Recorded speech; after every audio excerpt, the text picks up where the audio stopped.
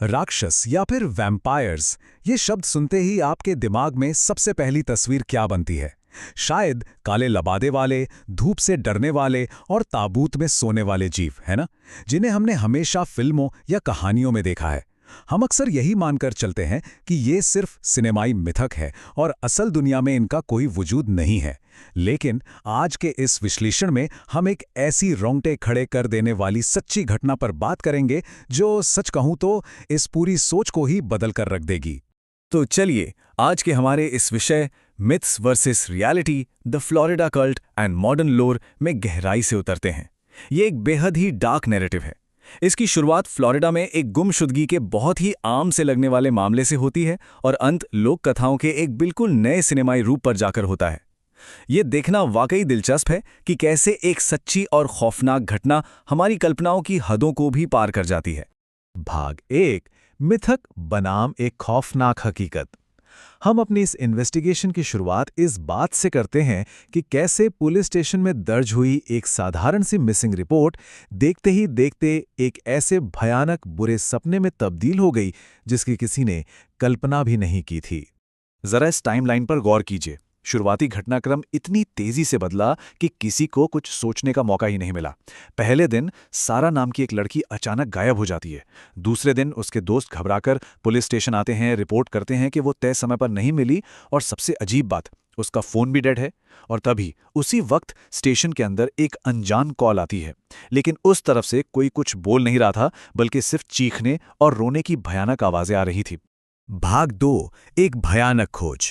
उस खौफनाक और अनट्रेसेबल फोन कॉल को ट्रेस करने की कोशिश ने ऑफिसर्स ब्रैड और डेरेक को शहर की हदों से मीलों दूर एक अनजान जगह पर धकेल दिया।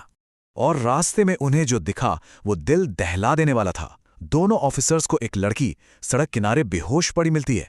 उसका शरीर नीला पड़ रहा था और उसके बाएं हाथ से लगातार खून बह रहा था।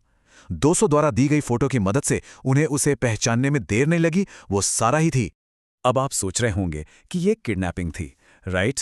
लेकिन मेडिकल रिपोर्ट ने इस पूरे मामले को एक झटके में किसी डार्क काले जादू की रस में बदल दिया। डॉक्टर्स के खुलासे हैरान करने वाले थे। लगातार 2 दिनों तक सारा के शरीर से खून निकाला गया था। उसके 3 दांत गायब थे, हाथों पर जलने के गहरे निशान थे और सबसे ज्यादा खौफनाक बात, उसकी पीठ पर किसी अनजान भाषा में कुछ लिखा हुआ था। भाग 3, घने जंगल की ओर। इन खौफनाक और डरावने सुरागों को सामने देख ऑफिसर ब्रैड चुप नहीं बैठ सके। उसी रात वो अकेले इन्वेस्टिगेशन के लिए उस घने जंगल की ओर निकल पड़ते हैं, ठीक उसी जगह जहां सारा बेहोश मिली थी। लेकिन यहीं से एक मनोवैज्ञानिक डर हावी होने लगता है। ब्रैड की एक बहुत ही लॉजिकल सी इन्वेस्टिगेशन अचानक एक ना सुलझने वाले जाल में तब्दील हो जाती है। जरा सोचिए, 1 घंटे तक गाड़ी चलाने के बाद भी वो रास्ता भटक जाते हैं और हर बार गोल घूमकर वापस उसी जगह पहुंच जाते हैं जहां से उन्होंने चलना शुरू किया था, बिल्कुल किसी ट्रैप की तरह।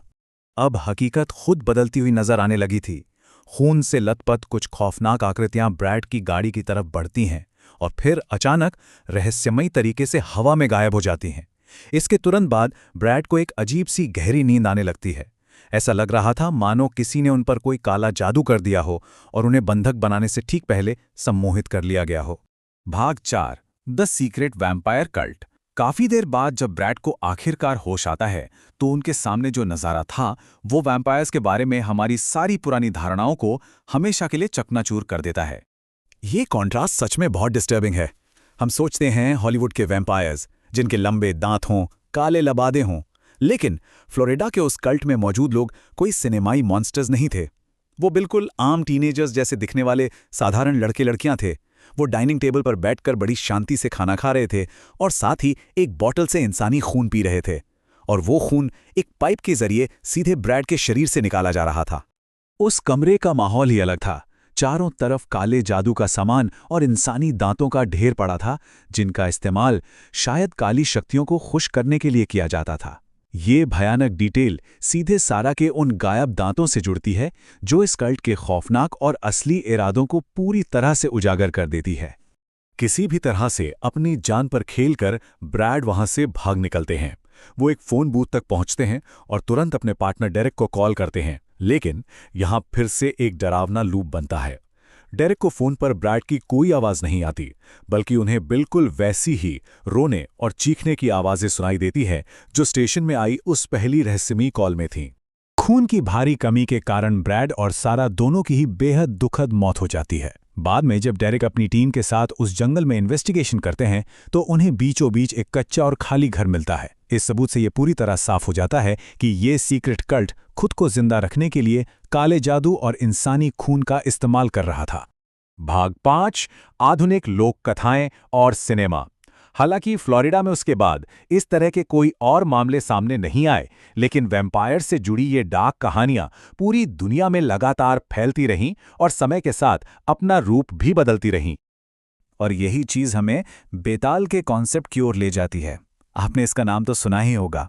ये हमारी लोक कथाओं का एक चमगादड़ जैसा अलौकिक जीव है जो इन खौफनाक ट्रू क्राइम कल्ट्स और प्राचीन सुपरनैचुरल मान्यताओं के बीच एक मजबूत पुल का काम करता है। अब दिलचस्प बात यह है कि आज का मॉडर्न सिनेमा इन डार्क मिथकों को उठाता है और उन्हें पूरी तरह से पलट देता है। इसका एक बहुत बढ़िया उदाहरण अपकमिंग फिल्म थामा में देखा जा सकता है, जहां एक जर्नलिस्ट एक बेताल से ही प्यार करने लगता है। यानी यहां इन जीवों को सिर्फ खूंखार विलन के तौर पर नहीं देखा जा रहा है। नैरेटिव का ये बदलाव सच में बहुत आकर्षक है।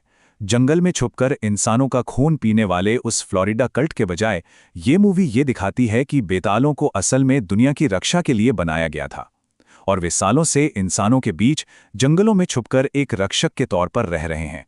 कहानी को देखने का एक बिल्कुल नया नजरिया।